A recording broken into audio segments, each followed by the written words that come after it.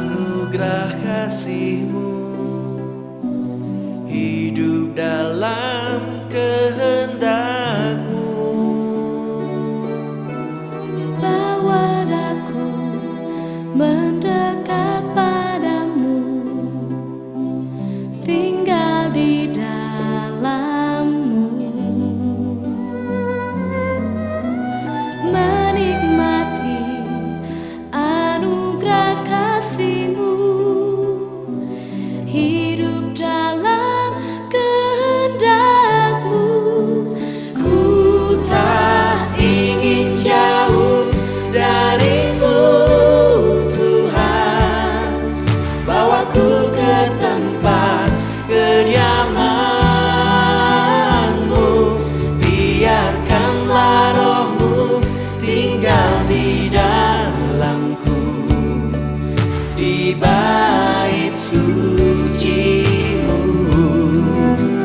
Ku tak ingin jauh dari-Mu, Tuhan. Bawaku ke tempat kediaman-Mu, biarkanlah Roh-Mu tinggal di dalamku. Saudara, ini kebetulan ada yang nyerahin jimat ya, pusaka. Nanti kita akan hancurkan. Tapi sebelum kita hancurkan, akan saya jelaskan bagaimana cara penginjilan untuk orang-orang yang memiliki kuasa-kuasa kegelapan. Nah, saudara, ini ada orang yang nyerahin ini pedang. Saya beritahu, kalau sebuah pedang yang ada kekuatan yoni, namanya kekuatan magic, itu cirinya seperti ini, saudara. Bendanya ini sepertinya kayak ukirannya kayak kuno. Pertama kayak kuno gini nih. Nah, kalau dipegang gini ada suatu kayak hawa panas. Nih, coba. Siapa yang mau nyoba? Mau nyoba? Oh, Dede. Ini yang si botak ini aja nyoba.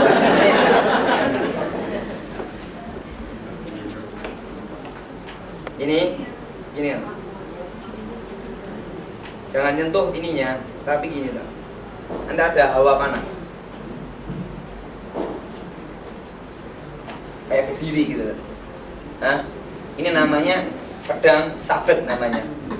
Nah, jadi begitu lihat suatu benda yang ada kekuatan magicnya, kekuatan yoninya, pada waktu mendekati besinya ini ada suatu hawa panas. Tahu seperti ini, penggaris yang kalau digini-gini kan, gosok, saya diginikan, bulu kuduk bisa berdiri.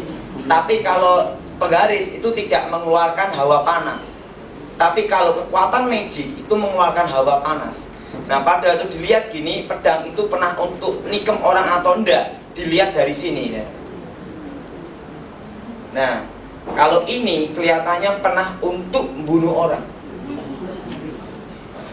tapi bukan bunuh kecoa lain. Nah, kenapa kok bisa tahu benda itu tahu untuk bunuh orang atau tidak? Dilihat dari mana? Nah, tak beritahu. Saya mau lihat, angkat tangan. Nah, ini gue aja. Sini loh, tak beritahu.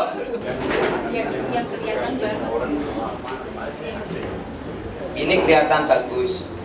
Kan bagus. Ini loh. Ini besinya aus, pinggirnya ini. Ini loh. Nah, udah ngerti? Nah, tangan sih sini, dihancurin ya, dibakar. Ini. Nanti biar sama pemiliknya biar lihat sin bakarnya. Jadi, kenapa kok bisa tahu benda itu ada kekuatan magicnya atau tidak? Itu sebenarnya semua orang bisa merasakan. Kenapa? Sebenarnya pada hakikatnya manusia tidak bisa bersatu dengan setan. Tetapi karena manusia itu menyerahkan hidupnya kepada setan, sehingga kekuatan setan itu bisa menyatu dalam tubuh manusia. Tapi pada hakikatnya tidak. Sehingga setiap benda atau setiap jimat yang memiliki kekuatan itu kalau dipegang, itu diginikan, mendekati kulit ini, semua kulit ya, itu akan kayak terlapis kayak hawa panas. Tahu maksud saya? Karena apa? Bertentangan dengan sifat asli karakter manusia. Tahu maksud saya? Nah, mari kita akan bahas tentang bagaimana cara penginjilan tentang orang-orang yang terikat kuasa gelap. Mari kita buka di dalam surat 1 Yohanes yang pertama.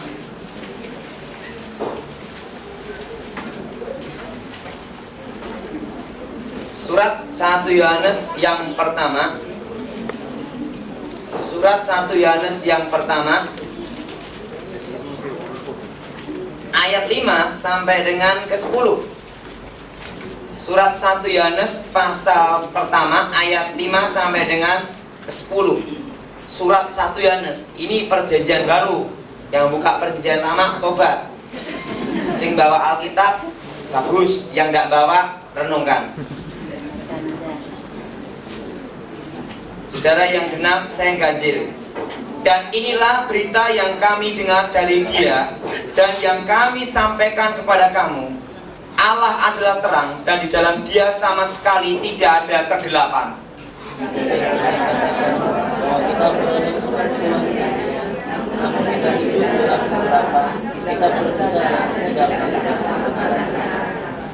Tetapi jika kita hidup di dalam terang, sama seperti Dia ada di dalam terang, maka kita beroleh persekutuan seorang dengan yang lain. Dan darah Yesus anaknya itu menyucikan kita dari segala dosa.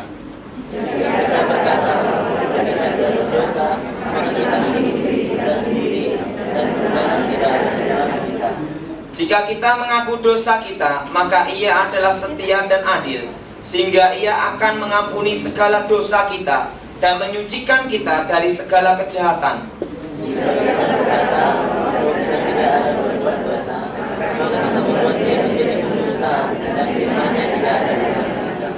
Dikatakan bahwa terang tidak bisa bersatu dengan kegelapan. Saudara kasih dalam Tuhan, orang yang terikat kuasa gelap itu ada dua aliran, di mana aliran putih dan aliran hitam, tapi dua-duanya sama dari setan. Kalau seorang yang melajari aliran putih, dia akan memiliki prinsip dalam hidupnya bahwa dirinya itu orang benar dan tidak berbuat jahat. Nah, orang yang seperti ini adalah orang yang paling susah untuk diinjili, tak beritahu. Karena dirinya merasa paling benar sendiri, betul? Udah pernah nyubit orang, tidak pernah mukul orang. Nah, tapi dia berbuat kebaikan dengan pakai jimat-jimat. Karena jimat-jimat itu sebenarnya itu masalah ilmu jimat itu tergantung pemakainya, tahu maksud saya. Walaupun itu sama dari setan, tetapi manusia walaupun dikuasai kegelapan, tapi karakter asli manusia itu masih ada. Hati nurani itu masih ada. Sehingga ada orang yang memiliki ilmu walaupun ilmu hitam, tapi bisa berbuat kebaikan seperti ilmu putih. Tapi orang yang seperti ini susah paling diinjili. Karena dirinya merasa itu paling baik, merasa dirinya tidak pernah berbuat dosa. Dan Alkitab berkata apa? Siapa yang mengaku tidak pernah berbuat dosa adalah pendusta. Nah, cara menginjili orang kayak gini nih, ini yang paling susah. Pertama yang harus saudara terapkan yaitu mendoain orang tersebut. Kalau saudara mau menginjili orang tersebut, saudara harus doa puasa dulu. Karena apa? Pasti akan terjadi namanya pertarungan roh. Tak beritahu. Akan banyak sekali hambatan untuk nemui orang tersebut. Ada yang mencret atau yang macam-macam lah. Karena kenapa saya ngomong demikian? Karena saya udah praktek di lapangan udah 9 tahun. Dan saya pasti sudah merasa akan terjadi sesuatu, saudara. Nah, sehingga pada waktu nginjili orang tersebut, pertama kali yang kita lakukan, kita harus mendoain orang tersebut. Tahu maksud saya? Mendoain orang tersebut dan kita berdoa menyebut namanya. Kadang tuh orang kalau berdoa itu ada yang suka diem, betul? Doa diem sama ngomong beda atau sama? Sama. Bedanya hanya satunya buka mulut, satunya tidak. Itu toh. Tahu maksud saya? Doanya sama, hanya bedanya hanya satu buka mulut, satu tidak. Nah, kalau doa pribadi dalam Tuhan sungguh-sungguh, diam tidak apa-apa dalam berdoa dalam hati. Tapi kalau untuk doa pelepasan, doa peperangan, itu harus keluar dari mulut. Karena setan tidak tahu hati dan pikiran kita. Nah kalau kita hanya diam kayak gini tok, mencucuk gini tok, setannya bingung kan. Dia mau ngapain gitu. Nah, tak beritahu. Pertama, saudara doakan orang tersebut. Pernah suatu kali saya mau doain seseorang, mau ketemu seorang dukun aliran ilmu putih. Nah, seorang dukun yang memiliki ilmu aliran putih itu kalau diinjili sangat susah, ya, tak beritahu. Dan repotnya lagi, dia juga nyebut nama Yesus. Nah, itu namanya agak kocak sedikit-sedikit gitu. Karena apa? Dia ngomong, kalau saya nyembuhin pasien saya doa dulu dalam nama Yesus, jimat saya taruh ke atas, maka kuasa Roh Kudus melalui jimat ini bekerja. Saya ngomong sama dia, Tuhan tidak pernah nitipin jimat. Ingat, dari Tuhan tidak pernah titip apa darah? Saya perlu jelaskan bahwa Allah tidak pernah menitipkan jimat. Kalau sudah jelaskan ini, kalau dia ditanya gini, loh, tapi jimat ini kan untuk kebaikan. Saya mau tanya, kalau jimat itu memang dari Tuhan, kenapa bisa dipergunakan kejahatan? Betul? Tergantung pemakainya. Alkitab berkata apa? Terang dan gelap tidak bisa bersatu. Jadi cara menjelaskannya tuh gini, kalau memang jimat itu titipan dari Tuhan, kenapa bisa digunakan untuk kejahatan? Betul? Nah, padahal terang tidak bisa campur dengan gelap. Tapi ingat, kalau di Indonesia nih, hukumnya bukannya putih, bukannya hitam, tapi abu-abu. Tahu ya, kalau Indonesia ini hukumnya lain. Hukumnya bukan terang, bukan gelap, tapi abu-abu. Dan ini paling langka di seluruh dunia. Karena semua bisa diatur. Semua bisa diatur gitu. Nah, jadi jelaskan, Alkitab berkata apa? Bahwa kebenaran dan kejahatan itu tidak bisa bersatu. Diberitahu, kenapa kalau memang ini jimat itu dari Tuhan, kenapa bisa dipergunakan untuk kejahatan? Ini. Jadi saudara kalau injili orang, pertama beritahu apa? Kalau jimat ini bisa dipergunakan untuk kebaikan, kenapa juga bisa dipergunakan untuk kejahatan? Berarti ini bukan dari Tuhan. Jimat itu tergantung pemakainya, tak beritahu. Tergantung apa?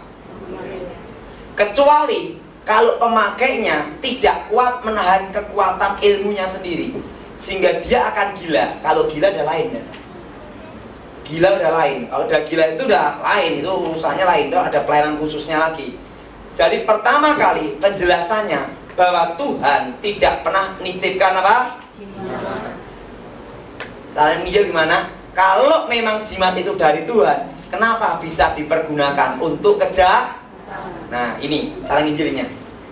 Nah, kedua, saudara doakan dia, karena seorang yang dalam kondisi terikat itu sebenarnya seperti ini, saudara. Walaupun dia ini masih ada karakter asli dalam dirinya, tetapi iblis ini membutakan pikirannya. Arti membutakan di sini, pikirannya ini dikuasai, saudara. Sehingga dia susah untuk bertobat. Nah, jenis seperti ini sudah doakan gini, di dalam nama Yesus, jiwamu yang terikat kami patahkan, kami lepaskan dalam nama Yesus. Kenapa dilepaskan jiwa yang dari kuasa kegelapan ini dalam nama Yesus? Sehingga pada waktu kita ketemu orang tersebut itu betul-betul bisa kita ajak komunikasi. Tahu maksud saya? Bisa kita ajak komunikasi. Jadi kita omong-omong. Dan cara untuk melayani orang yang punya jimat itu tidak boleh adu perdebatan. Tak beritahu, kamu harus gini. Yang punya jimat ngomong, kalau gitu kita berkelahi aja. Tidak karuan dari kiedan orang karuan. Karena orang yang punya jimat itu biasanya memiliki ini, saudara, seperti memiliki emosional yang tidak stabil. Tahu maksud saya? Emosi yang tidak stabil. Kalau dia berhubungan dengan sensitif masalah kepercayaannya dia akan seperti mudah marah dan dia siap untuk adu argumentasinya. Dan kalau udah adu argumentasi, itu bukan jalan pemecahan. Tak beritahu, kalau sudah adu argumentasi, berarti saudara masuk untuk nginjili orang tersebut susah. Jadi sistemnya bagaimana? Selain saudara mendoakan, saudara ajak omong-omong. Hindari perdebatan. Tahu saudara? Hindari perdebatan. Nah, kecuali kalau dia punya ilmu kebal. Dia ngomong, saya ini punya ilmu kebal gini-gini. Kalau saya ngomong, yuk kita praktek uji aja. Kenapa? Karena saya tahu kelemahan ilmu kebal. Diberitahu kelemahan ilmu kebal di sini, di sini, di sini. Ini sama tempat untuk Saya ngomong, yuk mau coba. Kamu mau coba? Udah ogok-ogok, mau enggak? Pikir-pikir dia, biasanya setelah itu. Tapi jangan nginjili jenis seperti ini, jangan nantang, enggak boleh. Tidak boleh adu argumentasi, tetapi tenang. Beri dia kesempatan untuk bicara. Kebanyakan kalau punya suami yang punya jimat, istrinya itu kadang itu serempetnya setengah mati deh. Jimat ini dukun nih, nah itu memang kayak bebek McDonald itu. Nah itu untuk nginjili orang kaya yang punya jimat itu susah ada. Karena orang tersebut kalau disinggung masalah kepercayaannya, dia akan semakin mengeraskan hatinya. Tahu maksudnya? Saudara, tunjukkan aja perbuatan saudara. Ngerti? Tunjukkan apa? Perbuatan. Karena orang yang punya jimat, kalau dia disinggung masalah kepercayaannya, dia akan mudah sekali emosi. Dan itu emosinya tidak stabil. Dan kalau langsung gini, nah ini gini. Nah, dan yang ketiga, saudara jangan terpengaruh dulu yang disebut namanya sugesti. Nah, maksudnya gini, kadang itu saya lihat orang Kristen tuh ada yang aneh-aneh kalau caranya nginjili. Misalnya gini nih, wah di sana itu ada dukun. Udah takut dulu, nanti ada doa penyerangan, ada doa gini. Dan ada yang satu lagi, baru ada gini, ada kodok lompat, wah ini serangan setan. Nah ini namanya terpengaruh situasi. Di dalam untuk melayani orang jenis ini tidak boleh terpengaruh situasi yang ada. Saya dulu punya prinsip sejak kecil, walaupun menghadapi orang model apapun, kamu makan nasi, saya juga makan nasi, gitu. Kamu kan tidak makan kerikil. Tahu maksud saya? Jadi saudara punya prinsip, patahkan rasa sugesti dalam diri saudara. Kamu makan nasi, saya makan nasi. Kamu punya kuasa setan, tapi saya punya kuasa Tuhan, gitu. Jadi harus mematahkan rasa sugesti. Karena saya pernah ada di Australia, tepatnya di Perth, itu gini, ya. Ada seorang pendeta itu ekstrim, betul-betul ekstrim, dan dia memiliki rasa sugesti yang sangat tinggi. Di Australia itu kalau burung kan diliarkan, dan tidak boleh ditembak. Kan tidak boleh ditembak itu, ditembak kena denda katanya. Ya betul boleh ya. Nah suatu kali ada burung masuk ke rumahnya pendeta ini. Nah masuk ke rumah pendetanya, burung itu langsung ditangkap dalam nama Yesus. Nah setelah itu burung itu dimasukkan ke toples. Nah waktu itu saya diundang khotbah sama pendeta ini. Ya, saya kan datang aja, mau diundang. Penting kan saya habis khotbah makan, selesai. Itu urusannya itu toh saya. Nah waktu saya habis khotbah diajak makan, dia ngomong gini, Pak Daud, saya dikirim sama penyihir yang di Australia ini. Apa itu Bu? Burung gaib. Saya mulai berpikir, kalau burung gaib itu bicara masalah ilmu darah, burung siluman. Wah, Ibu berarti hebat sekali dong, bisa nangkep burung siluman. Iya Pak Daud, saya itu pendoa syafaat. Mari tak tunjukin burungnya. Saya lihat burung dimasukkan toples. Saya ngomong sama ibu, ini bukan burung gaib, ini saya juga hobi burung, ini teman saya. Dimasukin toples. Nah, saya ngomong ini bukan burung gaib, ini burung nyasar masuk rumah ibu. Nah, jadi orang terpengaruh namanya rasa sugesti. Nah, untuk jenis ini rasa sugesti harus diputuskan dulu. Kalau saudara mau nginjili orang seperti ini, tetapi rasa sugesti masih kuat di dalam diri saudara, saudara tidak bisa menginjili dia dengan leluasa. Karena saudara berpikir gini dulu, wah nanti jangan-jangan dia nyantet saya, gitu. Jangan-jangan dia nyerang saya. Nah, perasaan-perasaan seperti itu harus dihilangkan. Saya kalau lihat jimat, pedang, keris, tombak yang orang yang itu kan gini-gini kan ya, ada lagi yang doa peperangan apa pelepasan, wah pedang ini udah grogi dulu. Nah, itu berarti dia kalah sudah sama sugestinya. Nah, itu tidak boleh. Nah, itu harusnya apa? Ini benda biasa, tumpas-tumpas. Ibarat aja, benda itu diibaratkan seperti saudara megang sendok, itu aja. Jangan saudara bayangkan bahwa pedang itu, keris itu seperti benda yang keramat. Tahu maksud saya? Tahu maksud saya? Ngerti enggak? Karena kadang tuh orang berpikir ini benda keramat, harus ini cara megangnya, wah bakar gini. Jangan ibaratkan seperti itu. Jadi bayangkan aja itu seperti apa? Garpu atau sendok. Tahu maksud saya? Kalau saudara sudah membayangkan bahwa pedang itu memiliki kekuatan, saudara akan ada rasa grogi dulu. Tahu maksud saya? Ngerti? Grogi dulu. Jadi rasa sugesti ini harus terlebih dulu di apa, Dara? Diputuskan dulu, dibuang dulu. Hanya ada satu tok, ini benda biasa. Walaupun kita tahu itu ada kekuatan jimatnya, pokoknya aku percaya dalam nama Yesus. Itu toh. Patahkan rasa sugesti.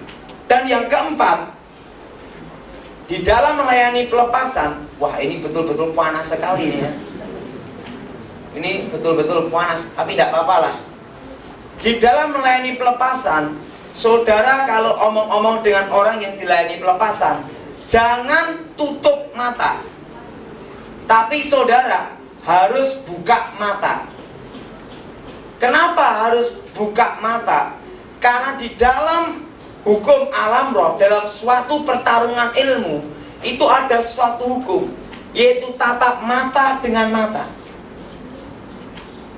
Tapi ingat, tidak boleh. Wah, lain.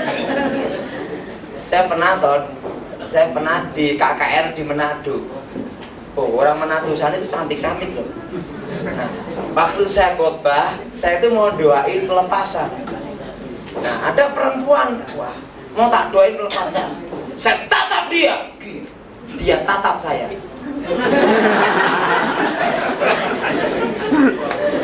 Pernah itu. Saya ngomong. Nah, saat itu juga langsung saya grogi ya. Grogi itu ya. Kalau saya itu terus terang, langsung saya gini. Ya, saya kok iya. Enggak taunya tante Leni pelepasan, dia ngejak saya sama tim, saya dijak makan, dia juga ikut makan. Dia deketin saya. Pak, bagaimana waktu Bapak doain saya? Saya ngomong, oh saya doa biasa-biasa. Hati Bapak bagaimana? Oh biasa-biasa. Ini doa pelepasan komplit namanya.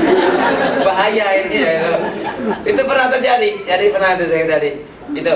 Jadi kalau saudara konseling seseorang yang memiliki jimat atau seseorang yang punya ilmu, itu tatap mata dengan mata. Tapi dengan tenang. Ingat, jangan terpengaruh situasi dengan rasa sugesti. Perhatikan, orang yang takut sama setan akan lihat setan.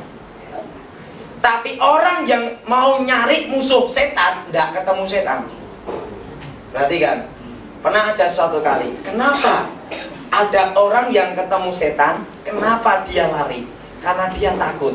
Nah, orang yang takut sama setan biasanya sering ditemui setan. Lah benar. Siapa yang pernah lihat setan? Angkat tangan. Nah, mesti takut sama setan. Betul kan? Kalau orang yang kalau mau kencing aja diantar sama, nah itu mudah ditemui setan itu. Karena apa?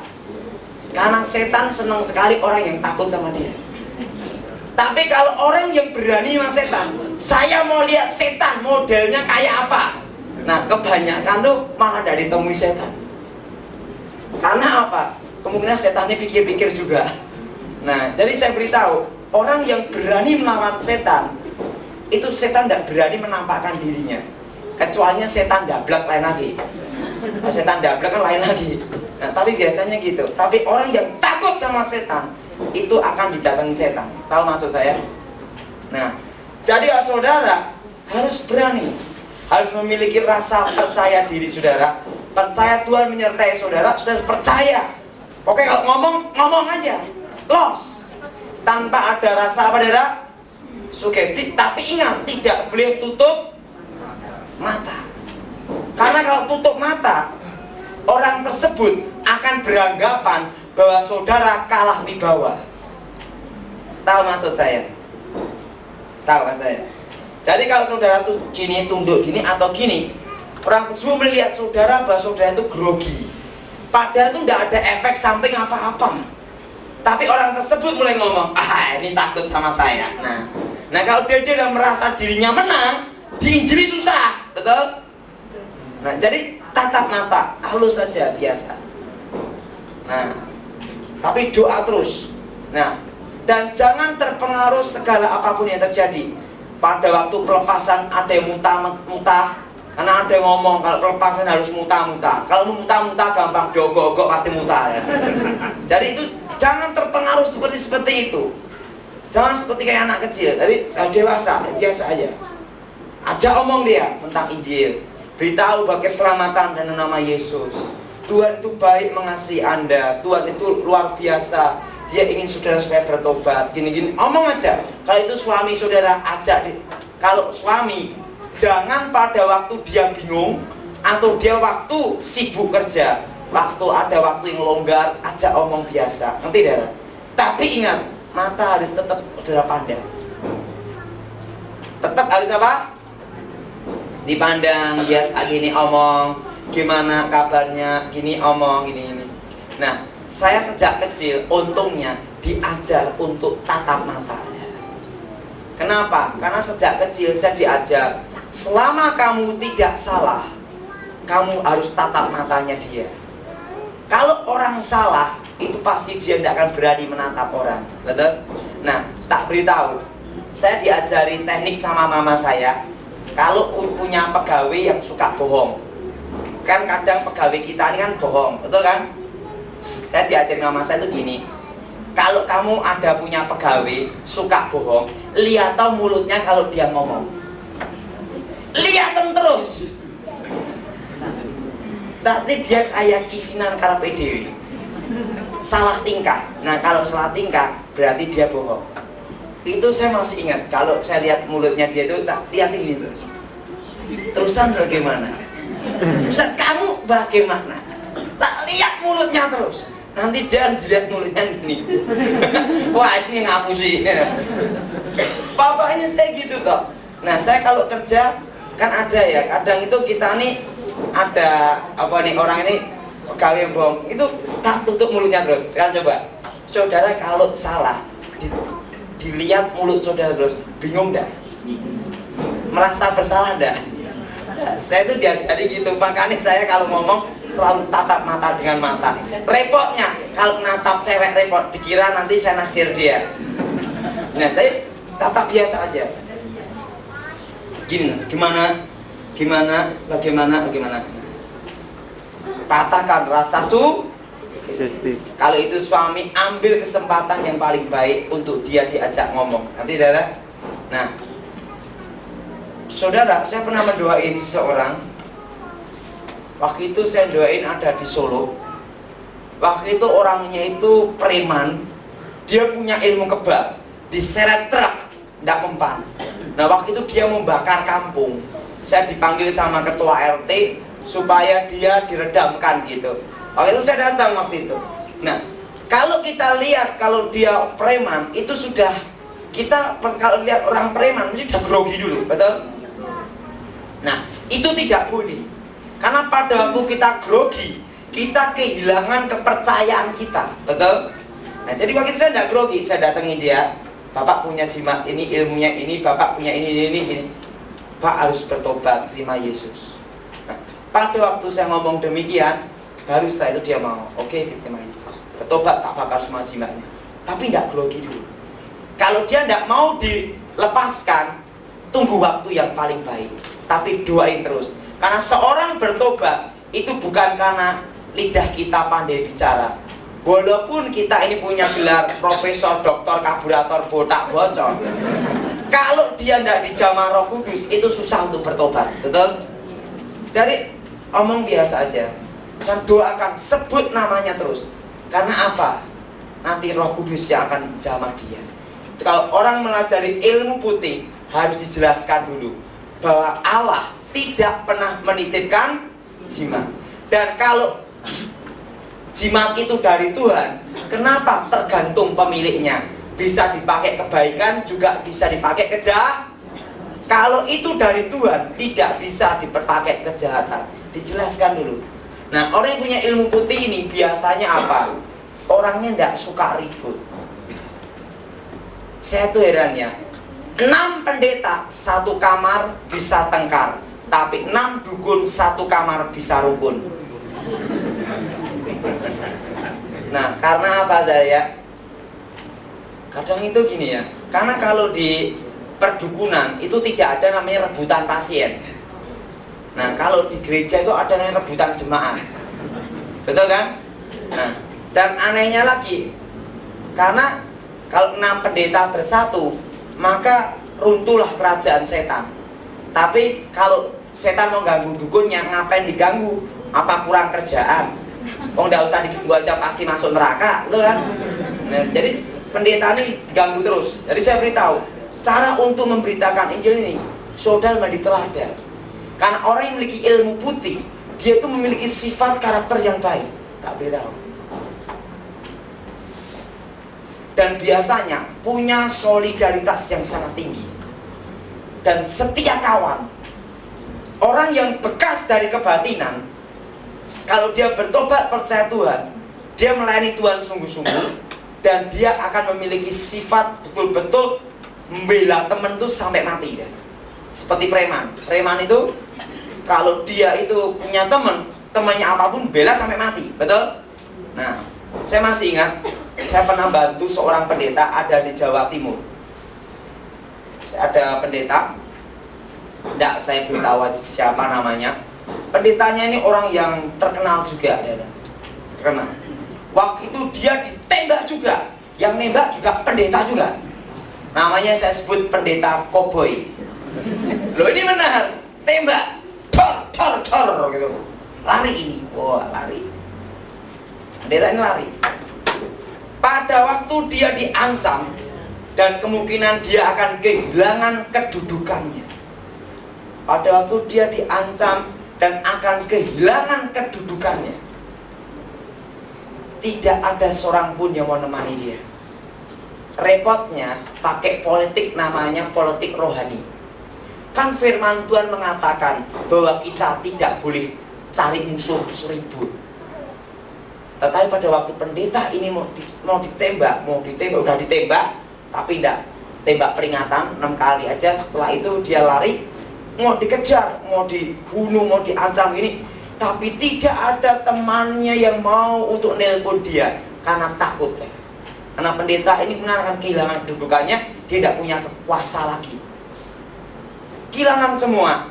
Nah, pada itu saya ada di Akpol, waktu itu saya ada di Akademi Kepolisian di Semarang. Waktu itu saya ngajar untuk taruna-taruna dan perwira-perwira. Waktu itu perwira polisi, saya ngajar tentang melumpuhkan ilmu hitam, bagaimana cara untuk memeriksa orang punya ilmu hitam, untuk intelnya, untuk sersernya, bagaimana mengalahkan mereka. Saya ajar untuk Kristen Katolik yang percaya Tuhan Yesus di tempat itu untuk taruna-taruna calon perwira. Nah, pada waktu saya masuk ke situ, saya diberitahu, adiknya datang telepon saya, Pak Daud, kakak saya mau ditembak orang. Loh, saya nembak preman mana? Saya gitu. Saya kaget.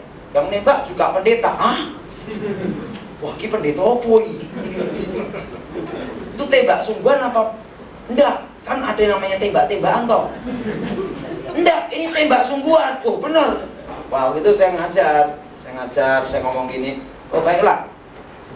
Saya ngomong, ada tangan kanan saya punya asisten, itu Inspektur 2, Letnan. Saya ngomong sama Letnan, Wan, tolong kamu tak tugaskan ada di Surabaya. Kamu telepon teman-teman kamu di Polres atau Polda untuk mengamankan. Ada berapa orang dikirim untuk mengamankan pendeta ini. Lalu diancam, tapi tidak ada orang yang mau nemani. Hanya ada 3 orang yang nemani dia dengan setia. Padahal pada waktu dia jaya, semua datang, Pak Pendeta, pengerjanya, Bapak yang baik, silakan duduk. Tapi pada waktu dia karirnya akan seperti rata seperti tanah, tidak ada yang mau nemani dia. Waktu itu saya ngomong sama dia, Pak Pendeta, tenang aja. Kalau ada apa-apa Bapak telepon saya. Nanti akan saya koordinir semua keamanan gini. Loh, biaya bagaimana? Oh, enggak usah bayar, gratis. Pak Victor pasti tahu itu, Pak Iwan deh yang ngatur. Kalau saya ngomong, Iwan polisi ngomong saya, iya Pak, kita atur semua ini. Ya, atur keamanan sampai 1 minggu. Setelah 1 minggu, kasusnya itu berapa bulan kemudian selesai, dia mulai akur lagi. Kemarin malam saya ketemu dia, ada di Jawa Timur, ngomong gini, Pak Daud, Allah izinkan saya setelah dia kembali ke kedudukannya lagi. Setelah dia kembali ke kedudukannya lagi, banyak orang datang, mari Pak. Padahal itu susah kabur kabeh. Saat dia ngomong sama saya, Allah izinkan supaya saya tahu di manakah kawan sejati dan teman palsu. Pada waktu semua itu meninggalkan saya rata dengan tanah, hanya ada 3 orang yang setia menemani saya. Sebutkan nama-namanya. Dan orang yang setia juga menemani saya itu adalah Anda dan teman Anda polisi ini. Terus saya ngomong gini, enggak gini Pak, terus terang, saya ini sebenarnya nolong Bapak itu karena ada maksud. Loh, maksud apa? Kaget gini. Saya dalam hidup saya tidak mau utang budi. Loh, Anda baru kenal saya sekali, tapi Anda menolong saya sampai taruhannya nyawa. Padahal kalau Anda nanti misalnya gagal, nanti Anda akan dimusuhi dan seluruh Indonesia. Teman saya Iwan polisi ngomong, kalau Pak Daud ini secara kronologis, kalau Bapak nanti sampai ini gagal, Bapak bisa di stop untuk khotbah seluruh Indonesia. Tapi Bapak kenapa mau menempuh resiko ini? Sang pendeta ini ngomong-ngomong sama saya, Pak Iwan ngomong sama saya ngomong begini, karena adik Anda pernah nolong saya sekali. Pada waktu saya susah, pada waktu saya merintis bisnis, waktu saya mengalami kesusahan, adik Anda yang menolong saya. Karena ini saya sudah selesai, berarti saya sudah lunas. Lunas apanya? Ya sudah lunas, selesai. Loh, berarti Anda nolong saya ada maksud? Enggak. Maksud saya satu toh, saya tidak mau utang budi. Nah, orang yang dari kebatinan, orang yang memiliki ilmu putih, kenapa susah diinjili? Karena mereka memiliki punya prinsip seorang satria. Seorang satria itu bagaimana? Dia tidak mau main belakang, tapi main depan. Dan yang kedua, dia kalau utang budi, dia akan melunasinya. Nanti maksud saya. Nah, padahal kadang tuh orang Kristen udah ditolong malah gebukin, betul nggak? Nah, kadang orang Kristen ini yang menjadi batu sandungan. Jadi saudara ingin menginjili orang seperti ini, saudara harus betul-betul tunjukkan kasih Kristus dalam hidup mereka. Amin. Karena mereka susah diinjilin, karena mereka punya prinsip, saya ini orang baik, betul? Dan saya kalau nolong orang yang punya ilmu kebatinan, sebelum saya bertobat sampai sekarang, itu memiliki, ingat, walaupun orang itu memiliki ilmu putih, itu dari setan, tapi orang tersebut sejak kecil memiliki karakter dan sifat, ngerti tidak? Sehingga sifat dan karakter ini kadang tidak dikuasai ilmunya, hanya pikirannya dibutakan untuk tidak percaya Tuhan Yesus. Tapi mereka tetap tidak selamat masuk surga. Kasihan kan, betul? Jadi susah, karena karakternya udah baik, sifatnya sudah baik. Nah, orang yang memiliki sifat seperti ini susah untuk diinjilin. Nah, waktu itu tunjukkan kasih itu. Nah, saya ngomong, saya banyak nolong orang itu, orang yang punya jimat apa, kita tidak usah banyak ngomong lah. Kita injilin dia, itu salah. Tapi tunjukkan apakah? Kasih. Dan ingat, jangan jadi pengecut. Karena orang yang ilmu putih, itu dia punya jiwa pemberani dan bukan seorang pengecut. Gentleman gitu loh. Jadi saudara harus gini, omong aja biasa. Nah, nanti dia akan dijamah Tuhan. Amin. Dan kalau dalam bakar jimatnya, saudara harus di depan pemiliknya. Tidak boleh tanpa sepengetahuan pemiliknya. Kenapa? Kalau itu di depan pemiliknya, itu bagus. Kalau tidak ada pemiliknya dibakar, nanti pemiliknya ngomong, jangan-jangan nanti dijual ini. Karena pernah terjadi. Saya punya seorang ya, tapi tidak tak sebutkan namanya. Padahal dia tahu tentang apa namanya okultisme. Jimat itu walaupun berlian atau emas, itu harus dimusnahkan. Jimat walaupun berlian atau emas 1 kilo pun harus dimusnahkan. Nah, tapi dia ini tahu hal itu, tapi dia tuh karena tergoda. Alasannya apa? Benda ini kan kalau setannya diusir keluar, benda ini bisa dijual. Nah ini dia. Itu tidak bisa. Karena jimat itu sudah seperti kayak meterai perjanjian. Meterai ini dinyatakan batal kalau perjanjian itu dimusnahkan, betul? Nah, harus dimusnahkan. Akhirnya apa? Padahal pelayanan dia waktu itu tuh gini dia. Nah, pada waktu dia sudah hatinya ke situ, pelayanannya hancur. Ingat, di dalam kitab Yosua kita pelajari tentang barang-barang yang ditumpas. Tapi ingat, runtuhnya tembok Yeriko, satu orang Israel namanya Akan mencuri barang-barang yang ditumpas. Betul? Akhirnya terjadi suatu kekalahan pada pihak Israel pada waktu nyerang Ai. Demikian saudara, kalau saudara melakukan itu, maka saudara mengawali kehancuran hidup saudara. Karena itu bertentangan dengan firman Tuhan, dan itu namanya kekejian di hadapan Tuhan. Jadi barang-barang seperti itu harus dimusnahkan. Tidak boleh saudara ingin memilikinya. Nah, karena apa? Waktu itu pernah saya dengar kasusnya, itu waktu itu mau menghancurkan meja sembayangan, tetapi terbuat dari batu giok.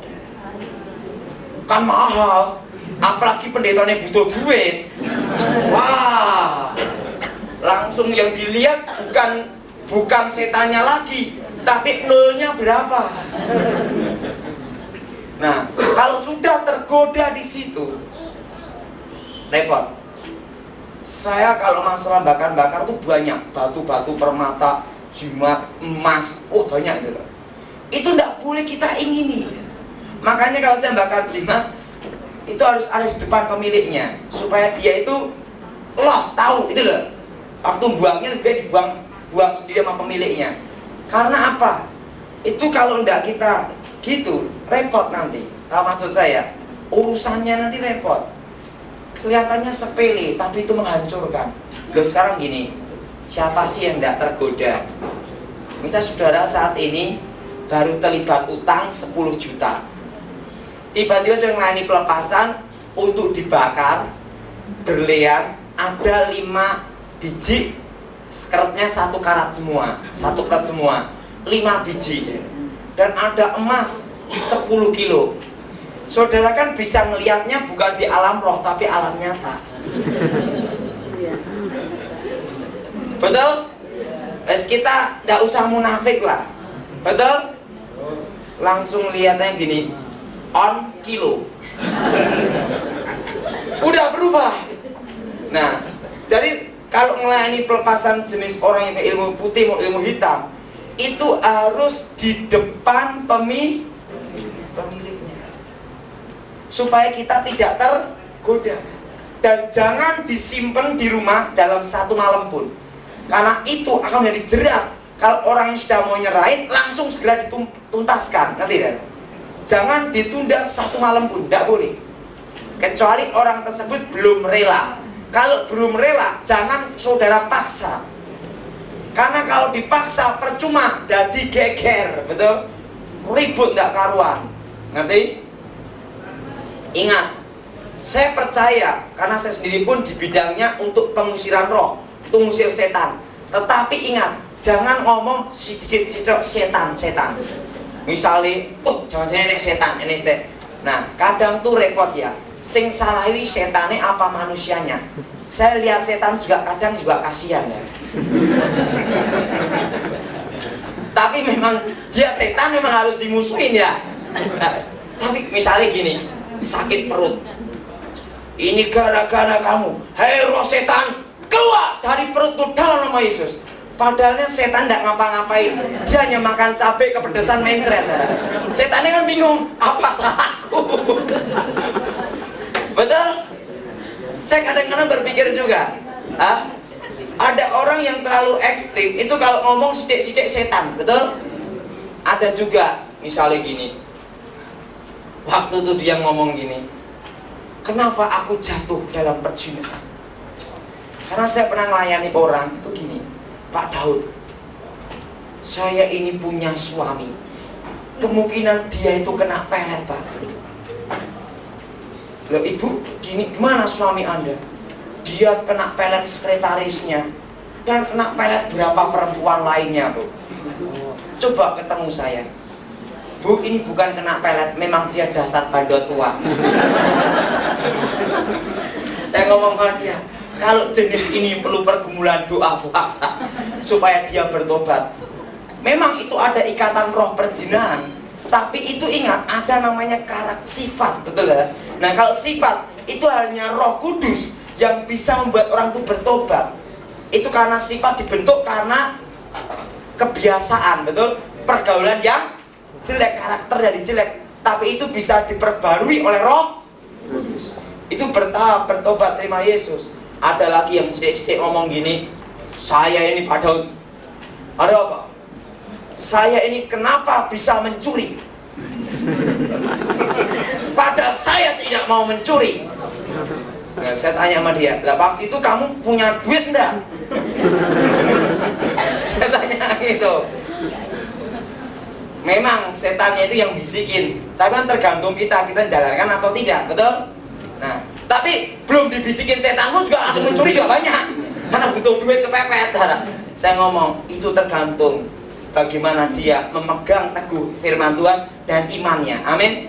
Memang setan tuh ganggu kita terus, betul?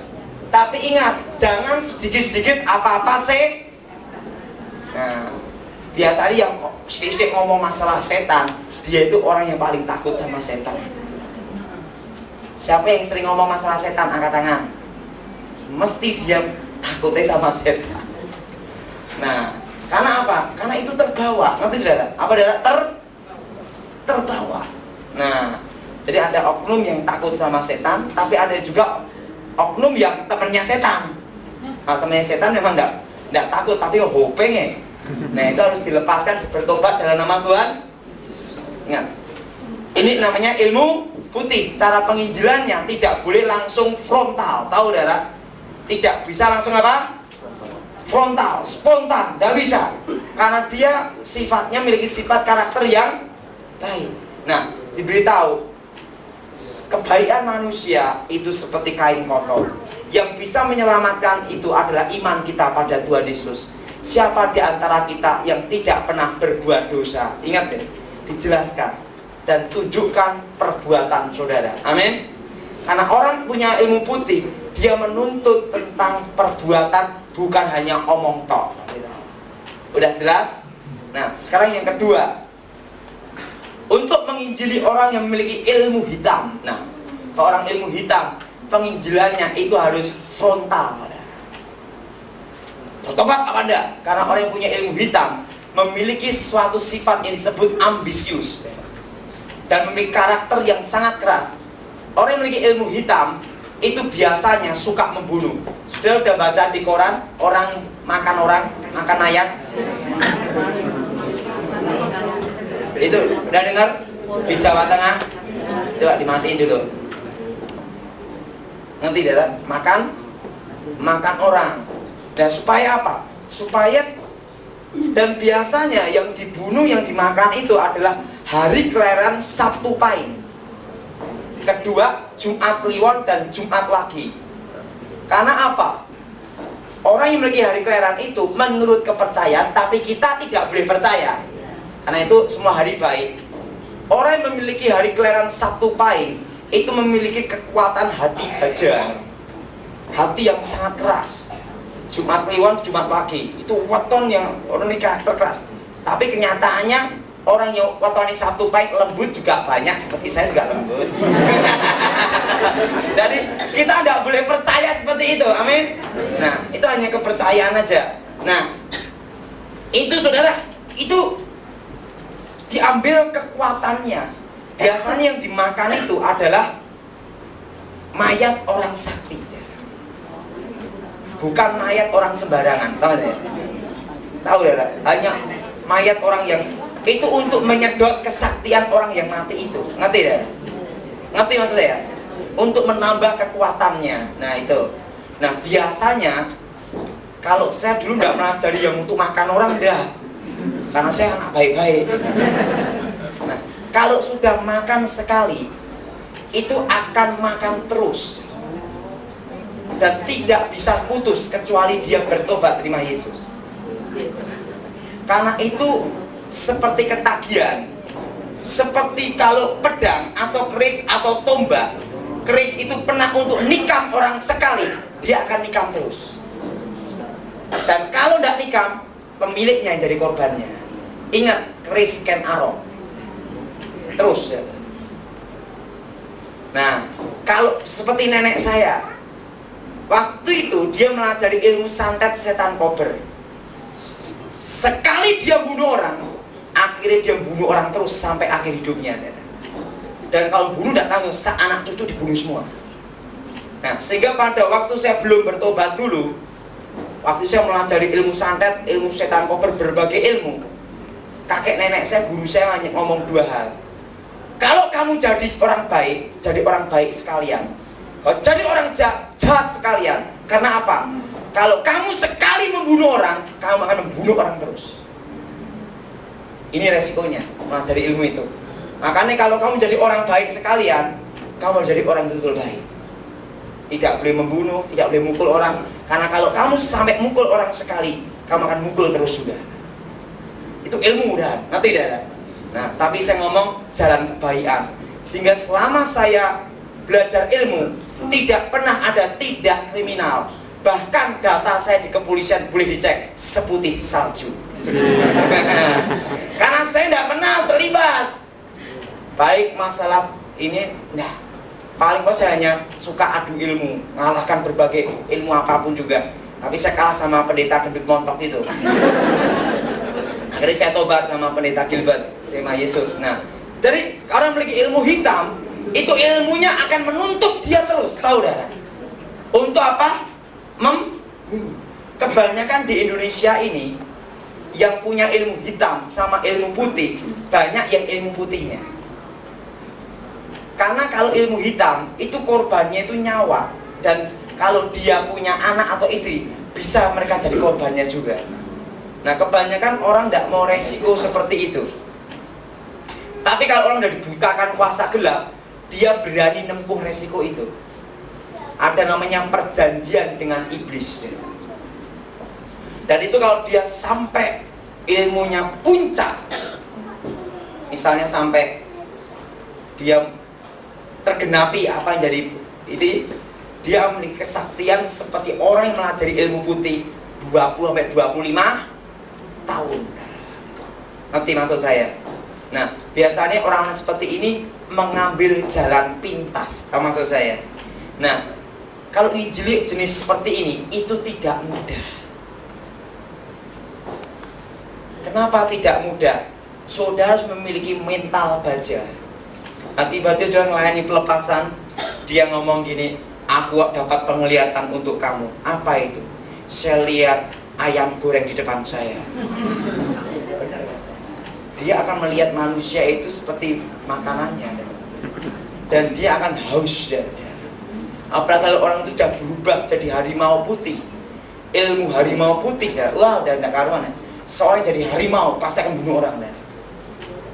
Untung pada itu saya berubah jadi harimau, tapi saya tidak bunuh orang. Karena sebelum saya terlibat terlalu jauh sampai ilmu itu, saya menguasai, saya mendalami ilmu ketenangan batin, sehingga saya tidak akan bunuh orang. Waktu saya bertobat, saya lepaskan semua. Itu kalau sudah membunuh sekali, itu akan menerkam terus ya. Nah, dan cara untuk mengalahkan ilmu jenis ini, saudara harus doa puasa untuk orang tersebut sebelum ketemu.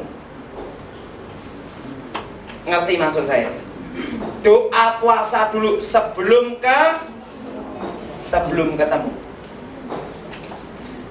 Pertama, supaya saudara imannya dikuatkan Tuhan.